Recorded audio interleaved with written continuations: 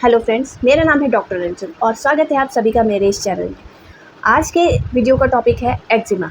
Eczema जो है वो आपको फिजिकल के साथ साथ मेंटली भी टॉर्चर करता है। ऐसा क्यों? क्योंकि जो इसके स्किन सिम्टम्स होते हैं ये बहुत ही बुरे दिखते हैं, जिसकी आपको सोशल होने में दिक्कत होती है। आज हम इस वीडियो में जानेंगे कि होम्योपैथी आपके लिए क्या कर सकती है। तो दोस्तों, जानकारी के लिए मैं बता दूं, जितने रिजल्ट्स होम्योपैथी आपको एक्जिमा में दे सकती है इतने रिजल्ट्स आपको कोई भी पैथी नहीं दे सकती। इसलिए आप एकदम सही प्लेटफॉर्म पे हैं। और आज हम जानेंगे इसके कारण को और कितने तरह का ये हो सकता है, जिससे कि आपको उसको पहचानने में आसानी हो। साथ में क्या प्रिवेंटिव मेजर्स आपको लेने हैं जिससे कि आपकी परेशानियां कुछ हद तक कम हो जाए। और लास्टली इसके होम्योपैथिक उपचार के बारे में, आप इसे कैसे ठीक कर सकते हैं। वीडियो शुरू करने से पहले मैं ये कहना चाहूँगी कि जो वीडियो है बहुत ही इन्फॉर्मेटिव होने वाला है और अंत तक मेरे साथ ज़रूर बने रहें। और यदि मेरे चैनल पर नए हैं या मुझसे पहली बार मिल रहे हैं तो चैनल को सब्सक्राइब करना ना भूलें और साथ में बेल आइकन को भी हिट कर दें, जिससे कि मेरे आने वाले नए वीडियोस की जानकारी आप तक तुरंत पहुंचे। तो आइए शुरू करते हैं ये वीडियो।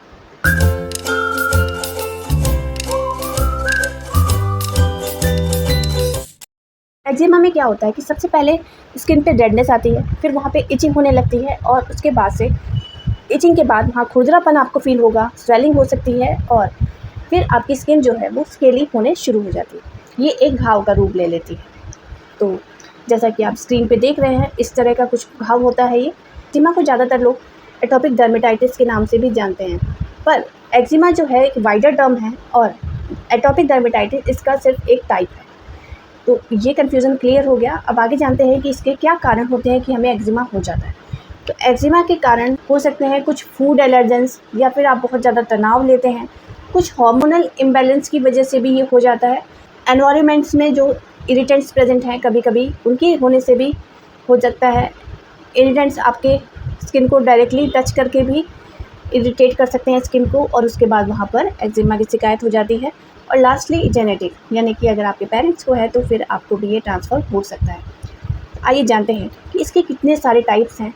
टाइप्स जानने से हम इसको समझ पाएंगे अच्छी तरीके से कि ये कितने प्रकार का हो सकता है और ये कैसे कैसे शुरुआत होती है इसकी। सबसे पहला टाइप है एटोपिक डर्मेटाइटिस। डर्मेटाइटिस बहुत ही ज़्यादा केसेस में जेनेटिकली ट्रांसफर्ड रहता है। इसमें क्या होता है, IgE का लेवल बहुत ज़्यादा बढ़ जाता है बॉडी में। इसके सिम्टम्स जो हैं वो एज के हिसाब से चेंज होते रहते हैं। नवजात बच्चों से लेकर बड़ों तक सब में पाया जा सकता है। अगर बच्चा नवजात है तो बच्चे के फेस से लेके पूरी बॉडी पे इसके रैशेस दिख सकते हैं, उसमें बहुत ज़्यादा खुजली होती है।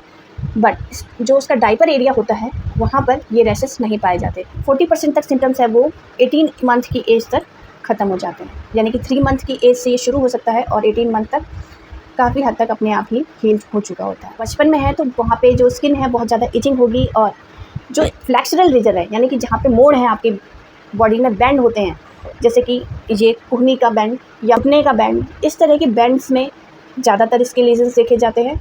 और अगर बड़ों में बात करें तो स्किन खुजली करने के बाद बहुत ज़्यादा मोटी हो जाती है, लेकिनिफाइड हो जाती है और इचिंग तो उसमें प्रेजेंट रहती ही है। इनको भी एटोपिक डर्मेटाइटिस की शिकायत रहती है। उनमें ज़्यादातर देखा गया है कि एलर्जिक राइनाइटिस, हे फीवर और एस्थमा की शिकायत प्रीवियस हिस्ट्री में रहती ही है। नेक्स्ट है हैंड एक्जिमा और डिसहिड्रोटिक एक्जिमा।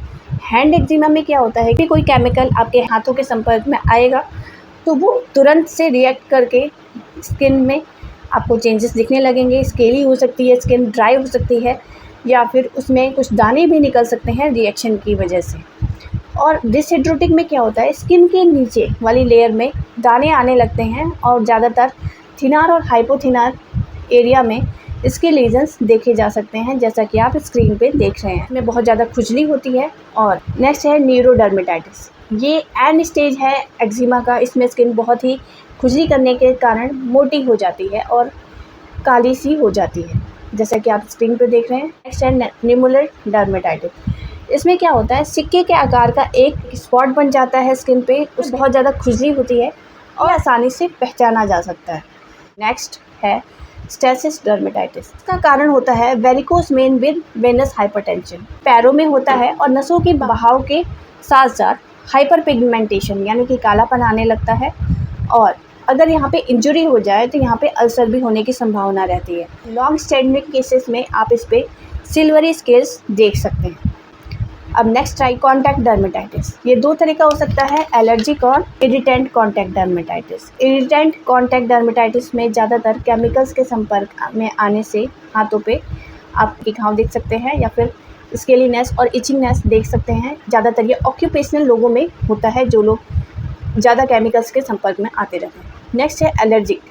एलर्जिक डर्मेटाइटिस में अगर आप मेडिसिन, प्लांट्स और कॉस्मेटिक्स, स्पेशली हेयर डाई और रबर, इन सब से अगर आपको एलर्जिक रिएक्शन डेवलप हो जाते हैं तो फिर ये अंदर से डेवलप होते हैं और बाहर में दिखते हैं, पूरी बॉडी में जनरलाइज्ड होते हैं। लास्ट है सीबोरिक डर्मेटाइटिस। ग्रीसी स्केल्स बनने लगते हैं ओवरलाइन एराइथमेटस प्लाक्स। ज़्यादातर सोरियासिस के साथ डेवलप करता है, तो इसको सीबोसोरासिस भी कह सकते हैं। ये ज़्यादातर फेस, स्कैल्प और ग्रोइन रीजन में देखा जा सकता है। तो दोस्तों ये थे टाइप्स। अब हम जान लेते हैं इसमें सिम्टम्स क्या क्या होते हैं। तो सिम्टम्स इसके समझ लेते हैं क्या क्या हो सकते हैं। तो सीक्वेंस में समझते हैं। सबसे पहले स्किन ड्राई हो जाएगी, फिर वहाँ पे इचिंग होगी, रैशेस दिख सकते हैं, साथ में स्वेलिंग दिख सकती है स्किन में, और उनका कलर जो है वो स्किन के कलर के साथ वेरी कर सकता है। इसमें ऊजिंग यानी कि कुछ रिसाव और क्रस्टिंग दिख सकती है। साथ में फिर स्किन का मोटा होना शुरू हो जाएगा। स्किन जो है वो स्क्रैच करने की वजह से सेंसिटिव हो जाएगी। तो ये सारे सिम्टम्स आप देख सकते हैं एक्जिमा के।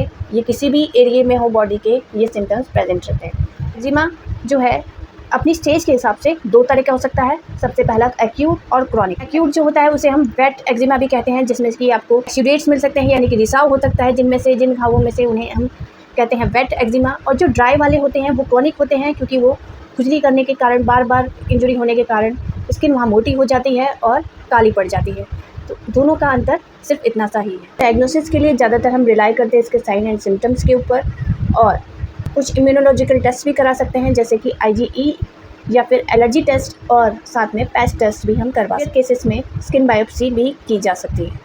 तो दोस्तों ये थी डायग्नोसिस क्राइटेरिया, और जानते हैं कि हम इसमें क्या मैनेजमेंट कर सकते हैं जिससे कि हमारे सिम्टम्स खुद ब खुद कुछ हद तक रिलीफ हो जाए। जब भी नहाएं तो ल्यूकवार्म वाटर से नहाएं, ना ही ज़्यादा ठंडा पानी यूज़ करें, ना ही ज़्यादा गर्म।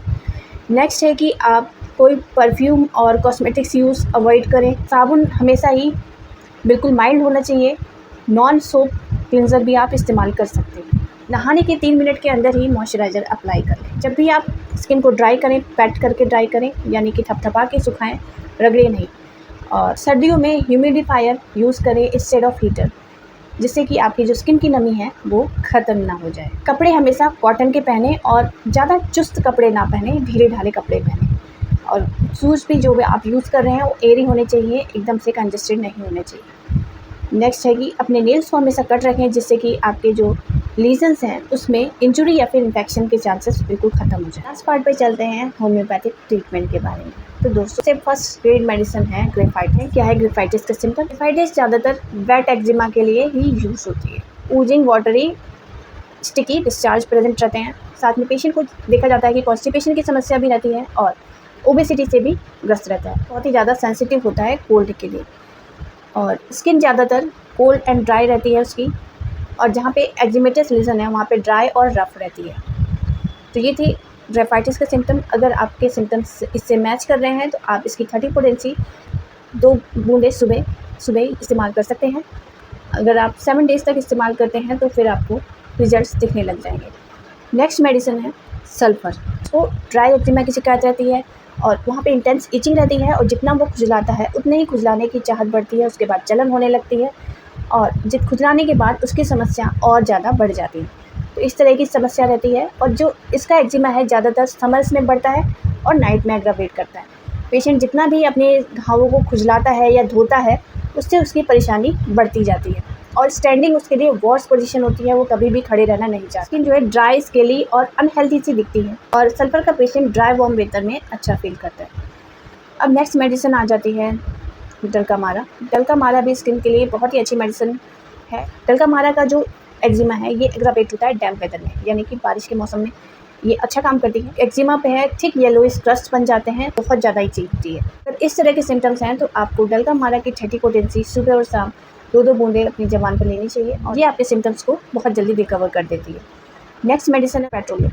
पेट्रोलियम भी स्किन के लिए बहुत ही अच्छी मेडिसिन मानी जाती है, खास करके एक्जिमा। इचिंग है वो रात के वक्त बढ़ जाती है और इसका पेशेंट सर्दियों में बहुत ज़्यादा सफ़र करता है। स्किन हमेशा ड्राई, कंस्ट्रिक्टेड और बहुत ही ज़्यादा सेंसिटिव होती है, रफ़ होती है, स्केली होती है और क्रैक्ड रहती है। फिंगर टिप्स होती हैं, बहुत ज़्यादा क्रैक्ड रहती है कि इसमें से ब्लड भी आ जाता है और पस फॉर्मेशन बहुत जल्दी हो जाता है। जैसे ही छोटी सी भी इंजरी होगी वहाँ पे पस फॉर्मेशन होने लगेगा और इसके सिम्टम्स वार्म और ड्राई वेदर में इम्प्रूव होते हैं।